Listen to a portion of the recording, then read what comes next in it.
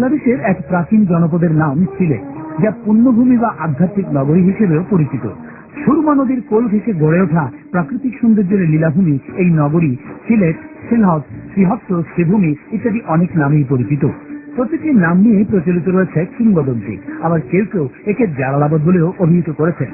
হযরত শাহজালাল রহমতুল্লাহ আলাইহে এবং হযরত শাহপরান রহমতুল্লাহ আলাইহে সহ ৩৬০ আউলিয়ার মাজার যেমন এখানে রয়েছে, তেমনি গোলাপগঞ্জের ঢাকা দক্ষিণে রয়েছে শ্রী চৈতন্য মহাপ্রভুর স্মৃতি বিজড়িত তীর্থস্থান। প্রতিদিন দেশ বিদেশের হাজার হাজার ধর্মপ্রাণ মানুষের আগমন ঘটে এখানে।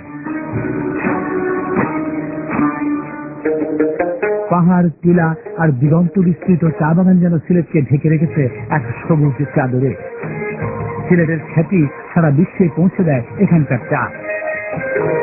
সিলেটের সুরমা নদীর উপর ১৯৩৬ সালে নির্মিত হয় স্টিলের এই কিংবৃষ্টি, যা দেশ বিদেশে সিলেটের প্রতীক হয়ে উঠেছে। আর এর পাশে রয়েছে চাঁদনী ঘাটের সিঁড়ি আর আলিয়ামজাদের ঘড়ি। চাঁদনী ঘাটের সিঁড়ি, আলিয়ামজাদের ঘড়ি, বঙ্কুবাবুর গাড়ি, জিতু মিয়ার বাড়ি।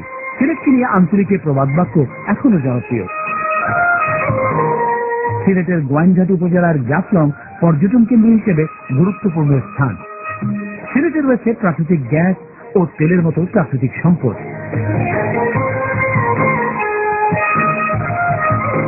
বাংলাদেশের সর্ববৃহৎ পাথর কোয়ারি পাওয়া যায় এখানে। বাউল আর মরমী গানের উন্মাতাল ঢেউ সিলেট বিভাগের সর্বত্রই। এখানেই জন্মেছেন মরমী কবি হাসন রাজা, রাধারমন দত্ত, আরকুল শাহ, দূরবীন শাহ, শাহ আব্দুল করিমের মতো মরমী সাধকরা। সারা জীবন যারা জীবন ও জগতের রহস্য অনুসন্ধান করে গেছে।